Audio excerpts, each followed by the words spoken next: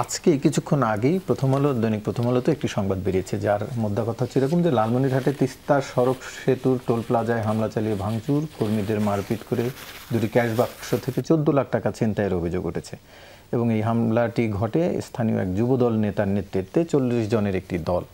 এ ধরনের অভিযোগ নিশ্চয়ই আপনিও অনেকটা পড়ছেন বিভিন্ন দলে, কিন্তু যেই অভিযোগগুলো এর আগে জনাব আলাউদ্দিন মোহাম্মদকে করছিলাম, যে সমালোচনাগুলো হচ্ছিল বা সোশ্যাল মিডিয়ায় বা বিভিন্ন জায়গায় বিভিন্ন দলের বিরুদ্ধে এই ধরনের নানান অভিযোগ ওঠে, কিন্তু শিক্ষার্থীরা কি একটু ছোট অপরাধ করলেই একটু বেশি সমালোচনা হচ্ছে এরকম কিছু, নাকি যে ঠিকই আছে আসলে?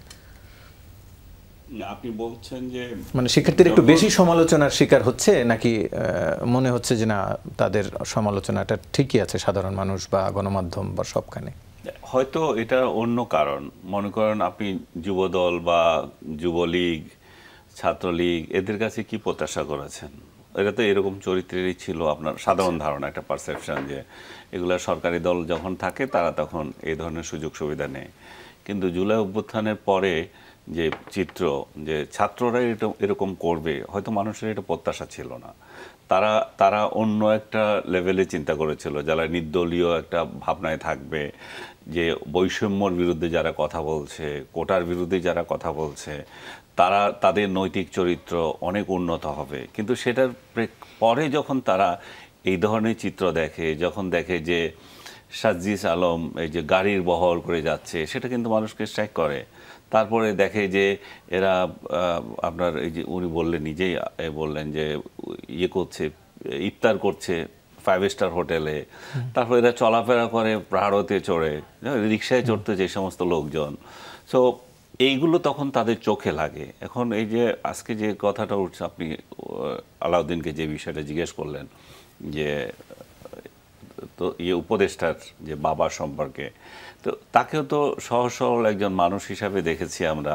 তো এখন যখন একটা চেয়ারে বসেছে, তখন দেখা যাচ্ছে যে তার বাবা আপনার লাইসেন্সের জন্য লাইসেন্স করে ফেলেছে। এই লাইসেন্স কি শুধু ইন্ডিভিজুয়ালের একটা ভুল? তা তো না। এটা হচ্ছে যে আমাদের একটা সার্বিক চরিত্রের প্রকাশ, যে আমরা ক্ষমতাকে কিভাবে অপব্যবহার করি এবং ক্ষমতার কিভাবে সুযোগটা নিই। সেক্ষেত্রে এটাকে যদি আপনি বলেন যে না, এটা একজন ব্যক্তির শুধুমাত্র একটা ভুল সিদ্ধান্তে বা অজান্তে হয়ে গেছে, তা না। আপনি যদি আমি বলবো যে যদি এটা যদি রিপোর্ট না হতো, পত্রিকায় না আসতো, তাহলে কি সজীব ভুঁইয়া এটার জন্য দুঃখ প্রকাশ করতেন? আমার তো মনে হয় না। এবং তার বাবা একজন শিক্ষক, তার লাইসেন্স করার অধিকার অবশ্যই আছে, কিন্তু এটার সাথে তো সামঞ্জস্য, তার ছেলে যখন এই জায়গায় এসেছে, তখন যখন করছে, তখন স্বাভাবিকভাবে পারসেপশন দাঁড়ায় যে এই ব্যক্তি এই লাইসেন্স কেন করছে? কারণ সুবিধা নেওয়ার জন্য। এবং উনি যদি এখন লাইসেন্স বাতিলও করে, তার মানে এই নয় যে উনি সুবিধা নিতে পারবেন না। সজীব ভুঁইয়ার বাবা এখনও অন্য একজনকে এই সুবিধা দিতে পারবেন, কারণ এই কালচার থেকে তো আমরা বের হই নাই। সজীব ভুঁইয়া নিজেও তো বের হতে পারেন নাই। সজীব ভুঁইয়ার পিএসের বিরুদ্ধে অভিযোগ উঠেছে একইভাবে, পরপর 2টা অভিযোগ কেন উঠবে? তার মানে হচ্ছে সামথিং গলদ আছে এখানে। আর সবচেয়ে বড় যে নৈতিক যে বিষয়টা, যেটা আমরা এখনও কেউ বলছি না, আমার মনে হয় সেটা হচ্ছে যে সজীব ভুঁইয়া যেই মন্ত্রণালয়টিতে আছে, সেটা হচ্ছে যে একটা দুর্নীতিগ্রস্ত মন্ত্রণালয়, সবচেয়ে কারাপ্টেড একটা মিনিস্ট্রি, যেখানে পদে পদে দুর্নীতি, ইঞ্জিনিয়ারগুলো চোরের চোর। আপনি যখন একটা স্থানীয় সরকার পর্যায়ে, আমি আমার নিজের অভিজ্ঞতা থেকে বলছি যে এরা কি হারে মানে কন্ট্রাক্টরদের থেকে টাকা নেয়। তো সজীব ভুঁইয়া এগুলো জানে। এবং আমরা যদি ঐতিহাসিকভাবে দেখি, আওয়ামী লীগ, বিএনপি, অন্যান্য রাজনৈতিক দলগুলো বা ইভেন জাতীয় পার্টিও এই মন্ত্রণালয়টিকে তাদের নিজের হাতে রাখতেন, তাদের জেনারেল সেক্রেটারি কিংবা প্রভাবশালী কোনো একজন ব্যক্তির হাতে দিতেন।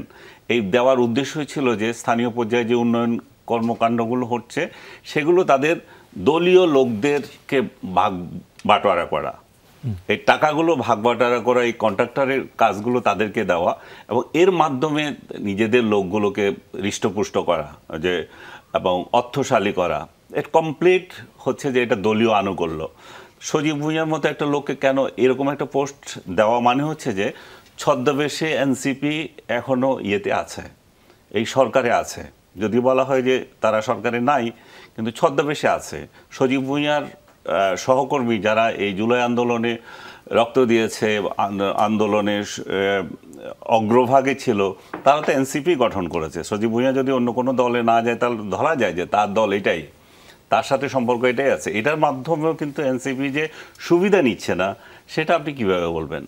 সো আমি মনে করি যে যেই আশা আকাঙ্ক্ষা নিয়ে আমরা তরুণদের উপর নির্ভর করতে চেয়েছিলাম, আমাদের যে প্রচলিত বিএনপি আওয়ামী লীগ রাজনীতির যে বাইরে একটা সতেজ লোকজন থাকবে, একটা নির্লোভ লোকজন থাকবে, সেই আকাঙ্ক্ষা আমাদের নষ্ট হয়ে যাচ্ছে। তরুণদের কাছে আমাদের যে প্রত্যাশা ছিল তারা যে সততার সঙ্গে দল করবে, তারাই সামনের রাজনীতি আসবে, তারা একই ফুটে স্টেপে হাঁটছে। বিএনপি আওয়ামী লীগ যেভাবে করে, যে রাজনীতি করে, যেই কালচারে যাচ্ছে, তারাও এই কালচারে যাচ্ছে। তো এই জায়গায় মানুষ হতাশ হয়। এবং এই যেটা আপনি বলছিলেন যে যেটা ছাত্রদের উপর দোষ কেন বেশি যাচ্ছে, দোষ যাচ্ছে এই জন্যই কারণ সর্বত্রই দেখছে যে তাদের কাছে যে প্রত্যাশা ছিল তারা সেটা আনে নাই। তাদের সাথে সবচেয়ে বড় প্রত্যাশা হচ্ছে শিক্ষাঙ্গনে তারা একটা শৃঙ্খলা নিয়ে আসবে। কিন্তু আজ পর্যন্ত দেখেন আপনি, কোনো একটা শিক্ষা প্রতিষ্ঠানে পড়াশোনা হচ্ছে, এগুলোকে কি পড়াশোনা বলে? তারা তারা পাঠ ছেড়ে দিয়ে তারা আছে রাজনীতিতে, তাদের সিংহভাগ আছে তোলাবাজিতে। সো এইগুলো যখন সামনে, আমাদের ভবিষ্যৎ কী হবে আমি জানি না।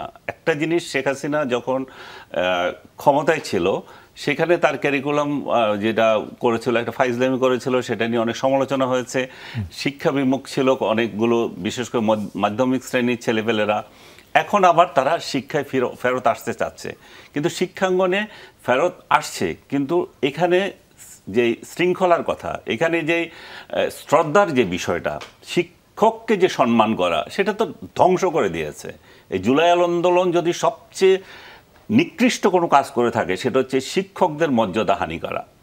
আপনি যদি শিক্ষকদের মর্যাদা হানি করেন, শিক্ষকদের ধরে ধরে কান ধরে আপনি রেজিগনেশন নিচ্ছেন, কোনো আইন আদালত নাই, মব জাস্টিস করছেন, তখন আপনার এই প্রতিষ্ঠান থেকে এরা কি শিখবে? এরা বাইরে কোথায় যাবে? এদের পড়াশোনার, এদের সার্টিফিকেটের মূল্যায়ন কোথায় হবে?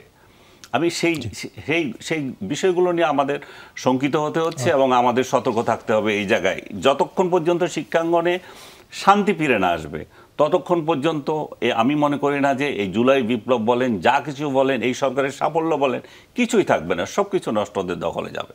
জি।